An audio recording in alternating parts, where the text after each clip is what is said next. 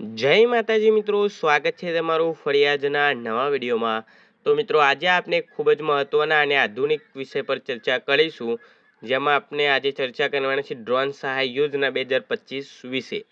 ખેતીમાં ટેકનોલોજીનો વધારો છે અને ખાસ કરીને હવે ડ્રોન એક ખેડૂત માટે પરિવર્તક સાધન બની ગયું છે। તો આ વિડીયો અંત સુધી જોજો, કારણ કે અંત સુધી હું તમને કઈ રીતે અરજી કરવી, કઈ રીતે સહાય મળે અને એપ્લાય કર્યા પછી હકીકત શું છે તેની સંપૂર્ણ રીતે જાણકારી આપીશ। તો મિત્રો, વિડીયોને બિલકુલ સ્કીપ કર્યા વગર અંત સુધી બન્યા રહીજો। અને વિડીયો પસંદ આવે તો વિડીયોને લાઇક કરજો અને ચેનલ પર નવા હોય તો ચેનલને સબસ્ક્રાઈબ કરજો। અને કોઈ પણ પ્રકારનો પ્રશ્ન હોય તો કોમેન્ટમાં જરૂરથી જણાવજો। ચાલો, પહેલી વાત કે ડ્રોન ખેતી શું છે। આપના ખેતરમાં હવે માત્ર કપાતી ખેતી કે સીડિયું કામ જ નહીં, પરંતુ ડ્રોન વચ્ચેથી હવામાં ઉડીને માહિતી એકઠી કરીને, દવા છાંટીને, ખાતર છાંટીને પાકની સ્થિતિ જોઈ શકીએ છીએ।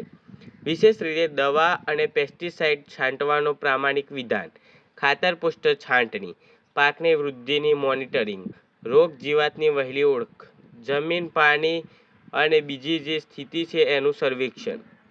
જેના લાભ શું છે ડ્રોન ખેતીના લાભ? તો સમય બહુ ઓછો લાગે, માણસની મહેનત ઓછી થાય, ખેતરમાં જોખમ ઘટે, ઉત્પાદન વધારે મળે અને દવા અને ખાતરમાં ખર્ચ બચે છે। ગુજરાતમાં ડ્રોન માટેની ધોરણ અને યોજનાઓ। ગુજરાતમાં use of advance drone technology agriculture aircraft in agriculture sector નામની યોજના છે, જેમાં સરકાર ડ્રોન ટેકનોલોજીને પ્રોત્સાહન આપે છે। સાથે ડ્રોન પ્રમોશન અને યુઝેસ પોલિસી પણ ગુજરાત સરકારે જાહેર કરી છે। આ અર્થમાં સરકાર ડ્રોન ખરીદી અને ઉપયોગ માટે સહાય આપે છે। ડ્રોન શીખવા માટે તાલીમ આપવામાં આવે છે અને ખેડૂતોને ટેકનોલોજી દ્વારા સીધો લાભ મળે છે। તો મિત્રો, ઘણા બધા ખેડૂતોનો પ્રશ્ન છે કે સહાય કેટલી મળશે? તો મોટાભાગની માહિતી મુજબ કેન્દ્રીય સ્તર પર સબમિશન ઓફ એગ્રીકલ્ચર મિકેનાઇઝેશન હેઠળ ડ્રોન માટેની સહાયની ફાળવણી થઈ છે। મુખ્ય ધોરણો: વ્યક્તિગત ખેડૂત માટે 40%ની સહાય, સામાન્ય રીતે નાના માત્ર ધરાવતા ખેડૂત, SC/ST મહિલાઓ ખેડૂત માટે 50% સુધી પણ। FPO ફાર્મર પ્રોડ્યુસર ઓર્ગેનાઇઝેશન માટે 75% સુધીની ગ્રાન્ટ। કસ્ટમ હિયરિંગ સેન્ટર માટે પણ 40% થી 50% સુધીની સહાય। ગુજરાતમાં રાજ્ય સ્તરે અનુરૂપ પ્રકારની યોજના ચાલી છે। આ માટે મહત્વપૂર્ણ છે કે તમે સંપૂર્ણ દસ્તાવેજ, યોગ્ય ઉત્પાદન અને મજૂર ઉત્પાદક પાસેથી ડ્રોન ખરીદો। તો મિત્રો, અરજી કેવી રીતે કરવી? તો મિત્રો, પહેલાં તમારે નોંધણી કરાવવી રહેશે। તમારું આધાર કાર્ડ, બેંક ખાતું, જમીન દસ્તાવેજો તૈયાર રાખવા। પછી અમુક દેશવ્યાપી પોસ્ટલ અથવા ઓનલાઈન પોર્ટલ દ્વારા અરજી કરો, જેમ કે agrimachinery.nic.in પોર્ટલ પર। ત્રીજું છે, તમારે ડ્રોન માટે ઉલ્લેખિત વર્ટનેટ પ્રોડ્યુસર ઉત્પાદક પાસેથી કોટેશન લેવી પડે છે, જે નિર્દિષ્ટ મર્યાદા અને નિર્દિષ્ટ ફોર્મ છે। ચોથું છે, ફોર્મ સબમિટ કરવાની બાદ તમારે ટોકન નંબર મળશે, જેથી તમે આગળની સ્થિતિ ચેક કરી શકશો। પાંચમું છે, મંજૂરી મળ્યા પછી ટ્રેનિંગ અને ડ્રોન મૂકવાની પ્રક્રિયા શરૂ થાય છે। છઠ્ઠું છે, એપ દ્વારા સાધન અને સર્વિસિંગની સુવિધા મળે છે।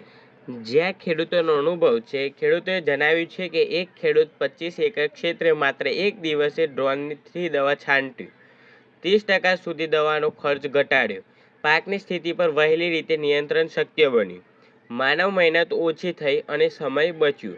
એવો પુરાવા પણ છે કે જેમને ડ્રોન અપનાવ્યું છે તેઓ વધુ પરિણામ ઘરેલું કલ્યાક આપે છે। આ સાથે પાણીની બચત પણ નોંધાઈ છે। ડ્રોન ખરીદ્યા પછી શું સુવિધાઓ મળે છે? જ્યારે તમે ડ્રોન ખરીદો છો તેની સાથે મફત ટ્રેનિંગ આપવાની ટૂંકમાં યોજના, વોરંટી અને સર્વિસિંગ સુવિધા, ડ્રોન મોડલ માટે શેરેડ ટેકનોલોજી, GPS આધારિત ઇમરજન્સી કેમેરા, સફાઈ અને રિપેર પાર્ટ્સ, નિયમાનુસાર ડ્રોન પાયલોટ તાલીમ અને માન્ય ઉપકરણ।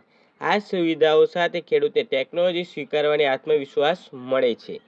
સાવધાની અને મહત્વપૂર્ણ મુદ્દાઓ: જ્યારે તમે ડ્રોન યોજના હેઠળ આગળ વધો છો તો કેટલીક બાબતો ધ્યાન રાખવી।